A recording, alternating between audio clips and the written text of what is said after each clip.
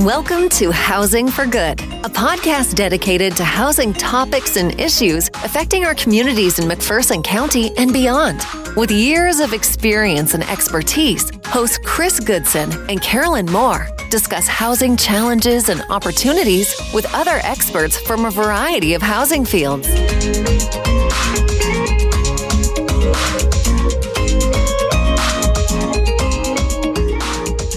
Hi, welcome to this week's episode of Housing for Good. We're really happy to be with you here today. First, we want to do our news and information. We want to remind everybody that the McPherson County Housing Conference is going to be happening on September 26th. It's $25 per person. Yes. And we're going to have some great speakers. I just want to tell you that you can find information about the conference on our Facebook page and our webpage. Okay. And you can find the link there for registration. So go check it out. Yeah. Hope to see you there. Yeah, it's going to be a great day. You know what I want to talk about today, Chris? What? I want to talk about something that's just recently been in the news, and that is the Supreme Court ruling on Grants Pass versus Johnson, where the Supreme Court said it is okay for cities to arrest and fine homeless people. Yeah, I think this is a great topic today, and we're not going to get political at all. No. So what we're going to talk about is what causes homelessness. We thought maybe just to tie into that, to give people an idea of what causes homelessness, Karolyn. Do you have any idea? Yeah, I think a lot of times when you start talking about homelessness, people automatically think lazy, addicted, alcoholic, very negative thoughts come to people's minds. And that is only a small portion of the homelessness situation, what can cause it. So I know in McPherson County, for instance, housing, the lack of affordable housing is the number one reason that our families are homeless or find themselves in a homeless situation. Absolutely. Because we don't have enough affordable housing. We were doing some calculations today, and the city of McPherson, we have about 2,000 people who are below the poverty line. And there's like 300 units available, around 300, and we need 700. That is a huge gap when you look at the lack of affordable housing. So what are those people doing? Well, they're living in unsafe situations. They are doubling up. Sometimes people can't find what they need, so they go ahead and leave or go move in with families in a different community.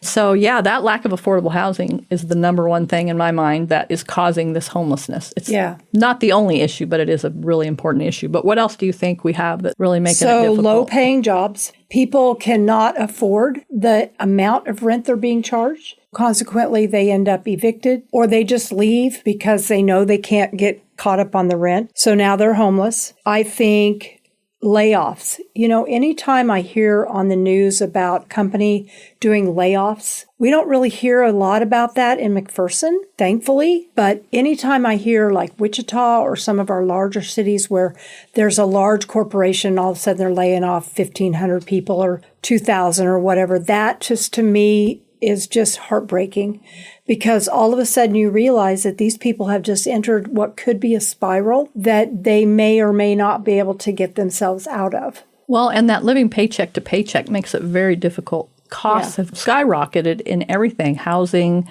the rental rates have gone up tremendously. Food has gone up tremendously. I was thinking about this lack of income senior citizens. I know we've had a lot of senior citizens who call McPherson Housing Coalition because their rent continues to increase, and their Social Security is not going to cut it. They are not going to be able to afford that rent on their small amount of Social Security. That, or they'll be able to pay the rent, but they're going to miss their medications. They're not going to have the food they need to eat. Maybe they're going to be behind on their utility bills and risk something being shut off. Another thing is serious illness or an accident. I just spoke with somebody this morning that was needing help. He was in an accident at work. He's been fighting for workman's comp until he gets some sort of a settlement or can get back on his feet. He's struggling. That's something, workman's comp takes a little bit. But, just when you get injured at work and all of a sudden, boom, you are not working, things pile up. So it can happen very quickly.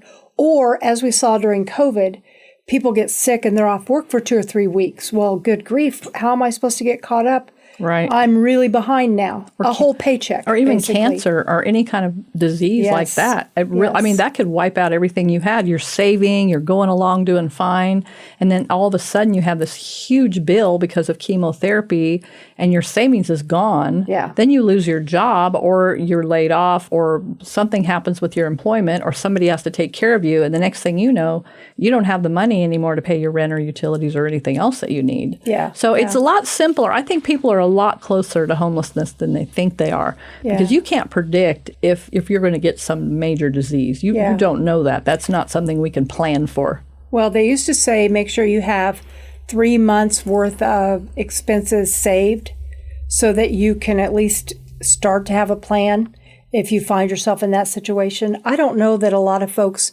anymore are living that way. I don't know that they can afford to have that amount of money in savings, kind of as a safety net. And that's what's so great about the cottages. We can put a family in those cottages for 3 months and get them back on their feet and help them with all the resources they need and keep them from actually having to live out on the street or living somewhere that's not safe. Absolutely. That's what I love about what we do with the Oak Harbor. Another thing and we've just experienced this with our cottages this last week, is domestic violence. We don't like to talk about it. It's a very ugly subject. But when one spouse is hurting the other, or there's children involved and maybe they're being hurt, or maybe that person simply comes home and says, look, I'm sick of you, get out. Yes. And if you don't have the necessary supports with family or a place to go, all of a sudden that person is homeless. And they don't get to take, sometimes they have to flee, so they're taking nothing with them. Exactly. Maybe a suitcase full of clothes if they're lucky, or a bag full of clothes. They don't take anything else. They're just starting over completely from scratch. Yeah. So that's really hard on a family, and it's especially hard for those kids. Yes, it is. Let's see. Something else that can cause homelessness would be a divorce or death of a spouse. You think you're doing okay, and then all of a sudden you don't have any idea maybe the financial situation. I know I've talked to women who their husband took care of all the bills, and they had no idea where things stood financially. And if you aren't owning your house, you run the risk of being evicted, especially if you were not the breadwinner. Maybe you're the stay-at-home parent, and the other person is the one that, had the income coming in. All of a sudden it's gone because that person's gone for one reason or another. That can be another reason that a person would find themselves homeless. Well, and something else that happens is people go to prison. Yes. And they're released, and you can't rent an affordable place to live because maybe you have a felony. So you don't qualify for anything.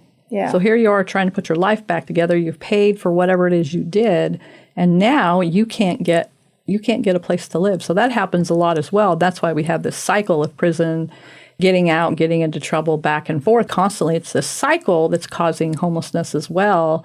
It's like, how do we address these different issues so that people will find themselves stably housed and not out on the street?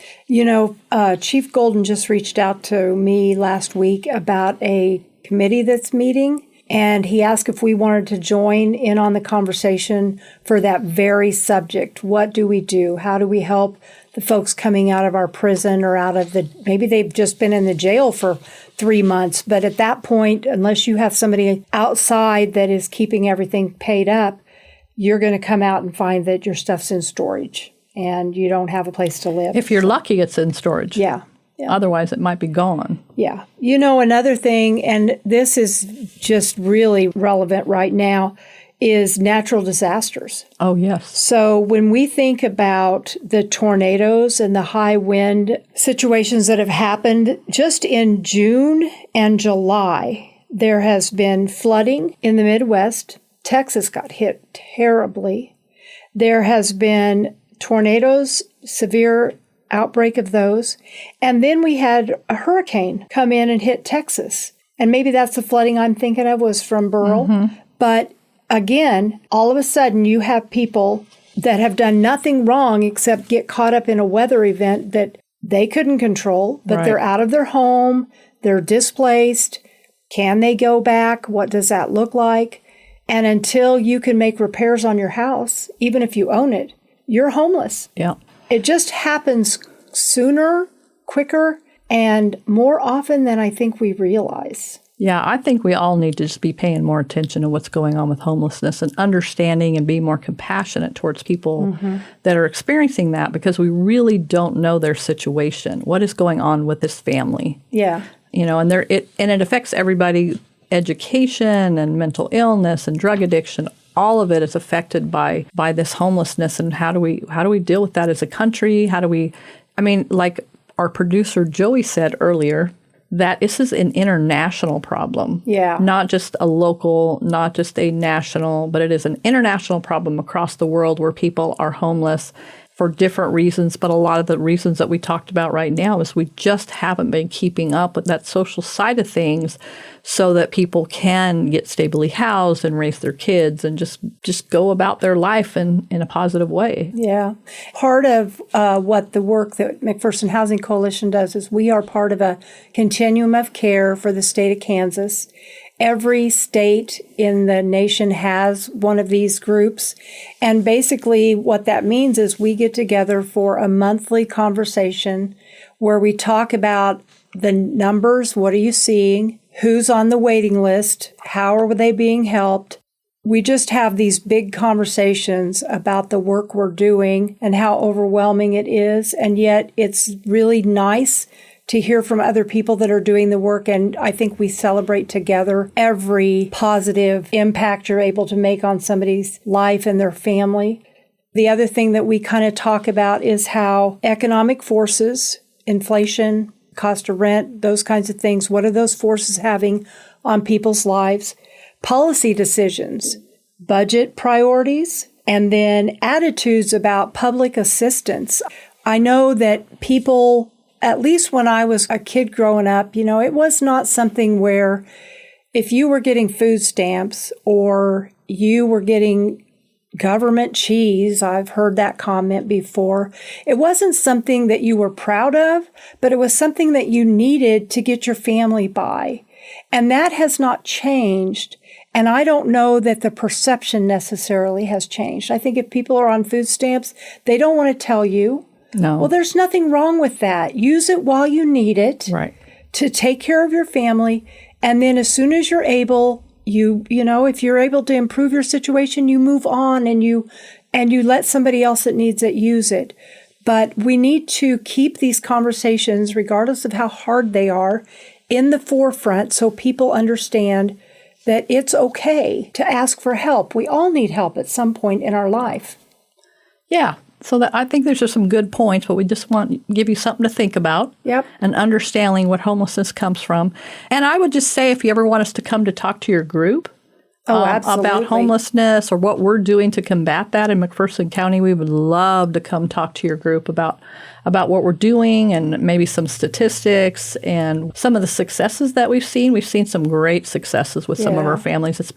It's really inspirational when you see a family dig themselves out and put a plan together and be able to move on with their kids. So. Yeah, I love it. As a matter of fact, in the last month, I've had 2 single moms that we were helping with rent. And I went to meet with them for our every 3-month check-in. And lo and behold, they no longer need our help. And it's like you're saying goodbye to this member of your family because you've been helping them for a while. You care about their family and the kids. And now they're doing so well, they no longer need your help, which is where we want to go with that. Yeah. Again, if you would like for us to speak to your group or you have somebody that just wants to have a conversation with us, we would love to be able to do that. Please leave a review for us. Yes, let us know please. how we're doing. Give us topics to talk about. Yeah. And thank you today for joining us for Housing for Good. Thank you.